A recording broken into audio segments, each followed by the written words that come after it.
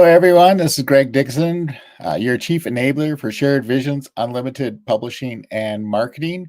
And today I'm going to talk purely about marketing. There are 7 essential things. I'm going to put this on the screen here. And basically the 7 essential elements for sales success.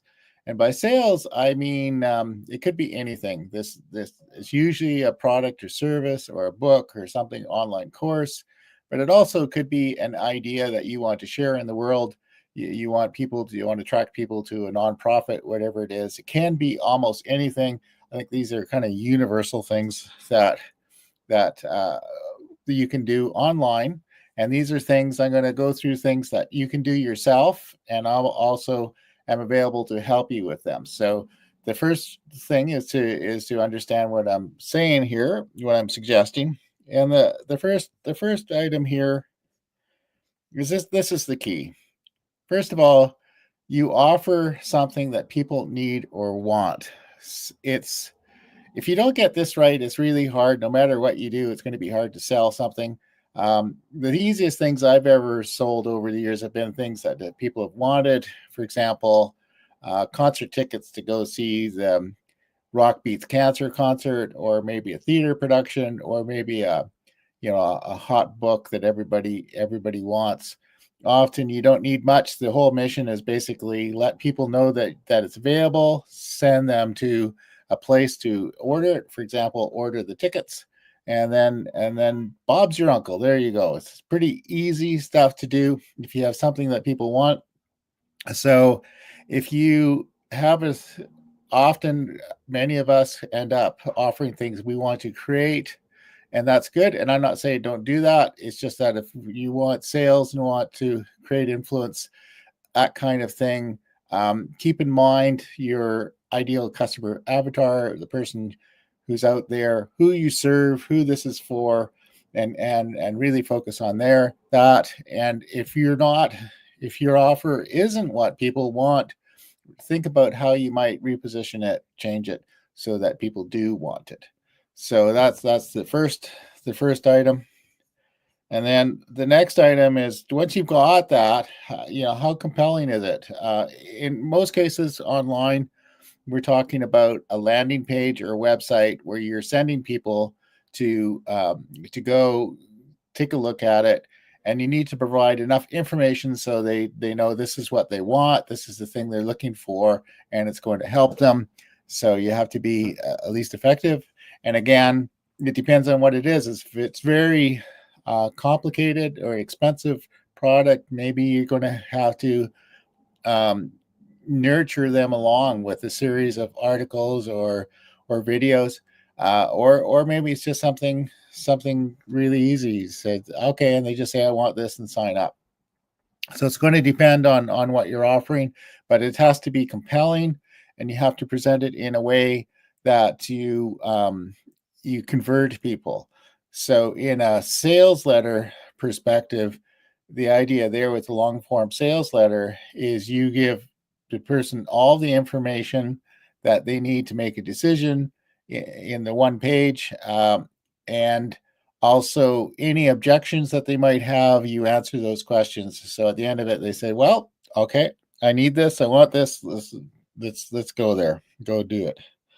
And so the next part of it here is, how do you get people to your offers? You can have the best offer in the world, best landing page in the world. People are not going to get there by accident. They're not just going to stumble in. So you have to do active things in order to get people there. The first thing I think is all your online profiles. Like what I'm talking about is your LinkedIn profile. Maybe you've got Facebook, your profile, you've got Facebook pages, business pages, your YouTube channel, any of those places. Maybe you're an Instagram person, TikTok, whatever it is. Your profile needs to reflect what it is you offer in an attractive way, and with links into your offers. That's the thing, that the step that many people miss is they have a really nice profile. They don't really describe exactly what it is they offer, and they don't offer links into your website or or offer pages. So that's another key component there. And this is perhaps you might say this is my writer's bias, but I really think this will serve most people. So years ago, they've talked about, well, they still do, about search engine optimization. And what that means is when people are searching for you or your goods or your services or things that you're interested in, they'll go to Google search or Bing or some other search engine. And what you want is the information about that you've created to show up high in the searches. So there one things there are certainly people who try to sell you tricks in order to do this, but at the end of the day, content rules, and if you create a number of articles and posts that along those topics, and it can be variations of those topics, sooner or later, for one, when people search for you, the listings will be maybe 3 or 4 of the top listings will be things that you've created. And if you create enough stuff with details about something specific, that article is going to search up, or that blog post, that LinkedIn post, YouTube video, it's going to show up, and then they're going to watch the video or click on the link, learn more about your offer. And again, all roads lead back to your offer. So no matter what it is you're posting about, even if it's not related, it's something more personal, family thing, it doesn't hurt to say, oh yeah, by the way, this is one of the things I offer. Here's a link. So there'll always be an offer, always be a link. It doesn't have to be totally always a sales, always a marketing thing. Again, you can have really good success by providing good business information, maybe a little story that's entertaining to read, a business lesson out of it, and then a link to find out more to your offer. So that's one strategy here. Again, and here this is very essential. Almost every marketing person who has success will say the gold is in your list. So if you can build up contact information, then mostly this is talking about a mailing list or even just that phone numbers. Anyway, that you can retain that and keep in touch with them. This is so a strategy is often on your information page, you sending them to your offer page. One option is to have them voluntarily opt into your mailing list, or there could be a lead magnet or something like that. Entice them, says, how click on here and get this book on this 7 essential elements of sales success or something like that. I haven't created that yet, but there probably will be at some point. And then you can download it. And once you're in their list, then you can send them updates. For example, with the Rock Beats Cancer, that was the 3rd cancer concert in a row that we created. And over the previous 2 and other things related to Rocket Norton, I had built up a considerable list, and including a list of people who bought tickets for the first concert. So for the 3rd one, 10 minutes after the tickets became available, I sent an email to all the people on that list, and we sold, I think, 120 tickets that day. So within a few hours of the tickets being available, and that was purely on the power of the list of people who were interested in Rocket Norton and also interested in the cancer concert and all of the bands that were performing. So again, that was something that people wanted. The email just provided a way to know. It says, okay, yeah, we've got a new concert called Rock Beats Cancer. Here's the link. You can learn more at the website and then buy tickets. So that's an easy thing. And regularly here.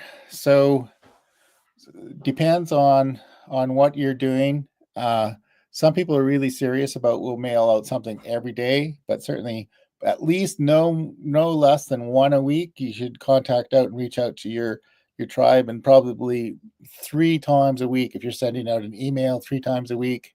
And again, they don't all need to be salesy. They can be, the Dave D model is to provide a little story, which is kind of entertaining, fun, it's kind of personal. And then he'll talk about a business lesson that's as part of the story, and then a link to ways to work with him, either join his mastermind group or attend a webinar or something like that. There's always something else. There's always going to be an offer every time, but it's fun stuff. I open them up and read them all the time, and I never feel like it's too much email.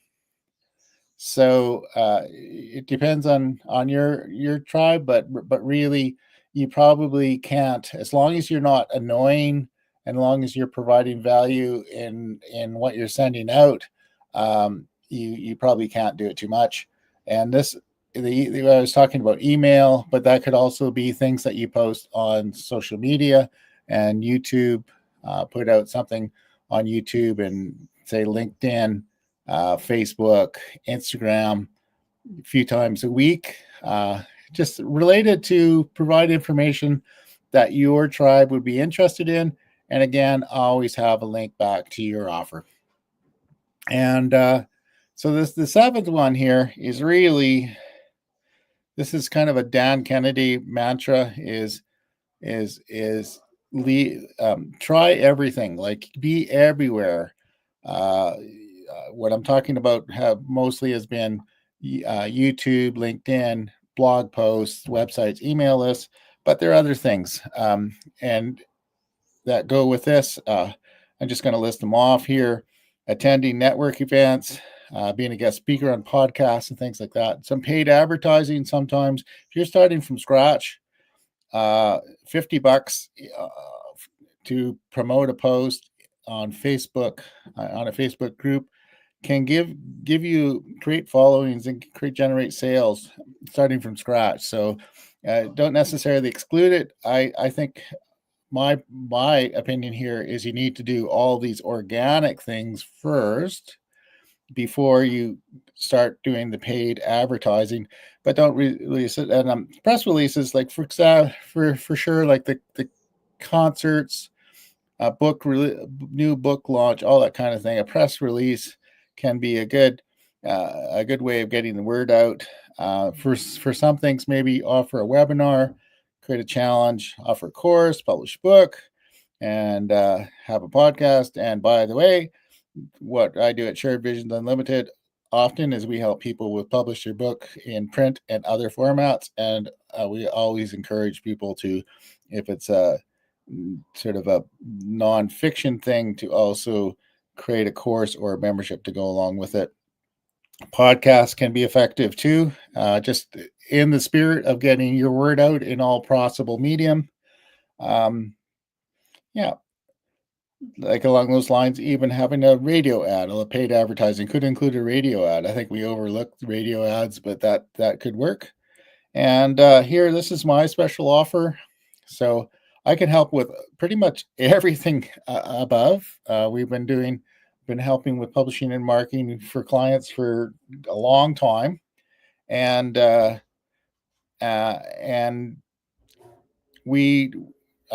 a collaboration with Roy Dxon and Betty Withrow, which is Pure Marketing, and Betty and I help with publishing things, and so all these things go together. Really, and the reason I've come up with this particular list is it really applies to virtually everybody we've ever worked with, no matter what it is. They're trying to get out into the world, these things, which is, you have something that people want or need. You have a compelling offer or presentation. You've got an effective online profile. What that does is it generates organic traffic. You do it once, and you just show up. It might take maybe you put up a post and it takes a profile. Somebody may not come across that for a long time, or maybe you've met somebody in an online networking group, and then they go check out your LinkedIn profile, and that leads them into your offer. Same with the searchable articles and posts. I like writing and posting a lot because I enjoy doing it. if that's not you, I can help you with that. We can help you write things, create things, and do that for you.